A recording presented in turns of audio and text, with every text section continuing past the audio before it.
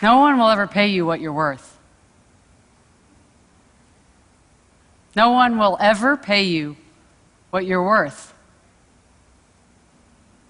They'll only ever pay you what they think you're worth. And you control their thinking. Not like this, although that would be cool. That would be really cool. Instead, like this. Clearly defining and communicating your value are essential to being paid well for your excellence. Anyone here want to be paid well? Okay, good. Then this talk is for everyone. It's got universal applicability. It's true if you're a business owner, if you're an employee, if you're a job seeker. It's true if you're a man or a woman. Now, I approach this today through the lens of the woman business owner, because in my work I've observed that women underprice more so than men. The gender wage gap is a well-traveled narrative in this country.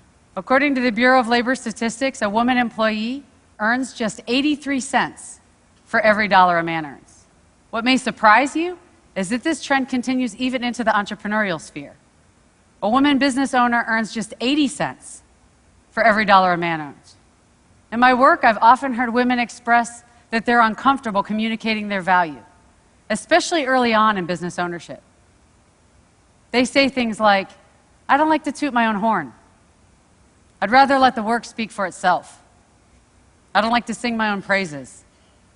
I hear very different narratives in working with male business owners, and I think this difference is costing women 20 cents on the dollar. I'd like to tell you the story of a consulting firm that helps their clients dramatically improve the profitability. That company is my company. After my first year in business, I saw the profit increases that my clients were realizing in working with me. And I realized that I needed to reevaluate my pricing. I was really underpriced relative to the value I was delivering. That's hard for me to admit to you because I'm a pricing consultant. It's what I do. I help companies price for value. But nonetheless, it's what I saw, and so I sat down to evaluate my pricing, evaluate my value. And I did that by asking key value questions. What are my clients' needs, and how do I meet them? What is my unique skill set that makes me better qualified to serve my clients? What do I do that no one else does? What problems do I solve for clients? What value do I add? I answered these questions and defined the value that my clients get from working with me, calculated their return on investment, and what I saw is that I needed to double my price. Double it. Now, I confess to you that this terrified me. I'm supposed to be the expert in this, but I'm not cured. I knew the value was there. I was convinced the value was there, and I was still scared out of my wits. What if nobody would pay me that? What if clients said, that's ridiculous? You're ridiculous.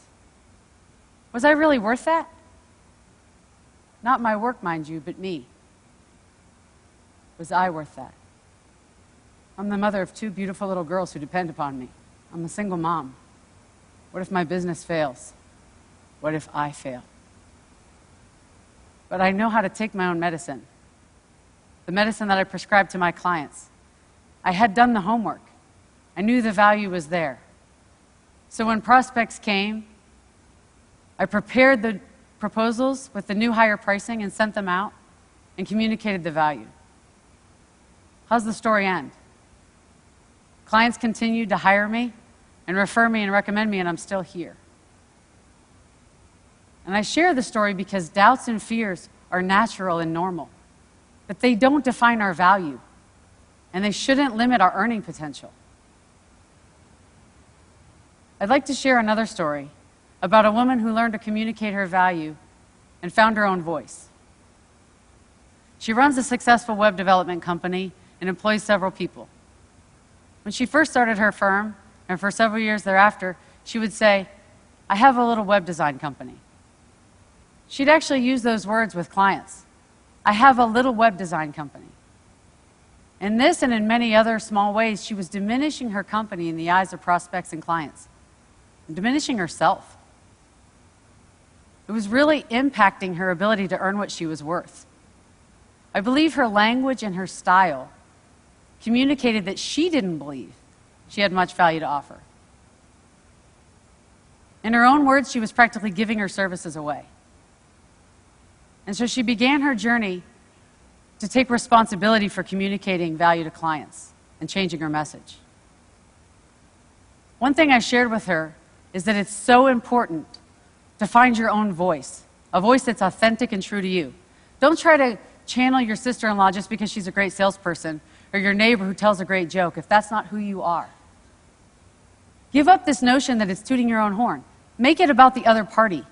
Focus on serving and adding value, and it won't feel like bragging. What do you love about what you do?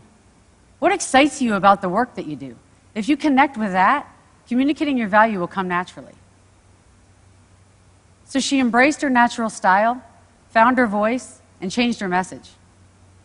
For one thing, she stopped calling herself a little web design company. She really found a lot of strength and power in communicating her message. She's now charging 3 times as much for web design, and her business is growing. She told me about a recent meeting with a gruff and sometimes difficult client who'd called a meeting questioning progress on search engine optimization. She said in the old days that would have been a really intimidating meeting for her, but her mindset was different. She said she prepared the information, sat down with the client, said, "This isn't about me, it's not personal, it's about the client." She took them through the data, through the numbers, laid out the trends and the progress in her own voice and in her own way, but very directly said, "Here's what we've done for you." The client sat up and took notice and said, "Okay, I got it." And she said in describing that meeting, "I didn't feel scared or panicky or small, which is how I used to feel. Instead, I feel like, okay, I got this. I know what I'm doing. I'm confident." Being properly valued is so important.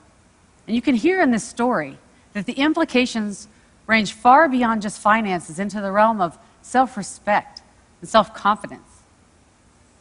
Today I've told 2 stories, one about defining our value and the other about communicating our value. And these are the 2 elements to realizing our full earning potential. That's the equation. And if you're sitting in the audience today and you're not being paid what you're worth, I'd like to welcome you into this equation.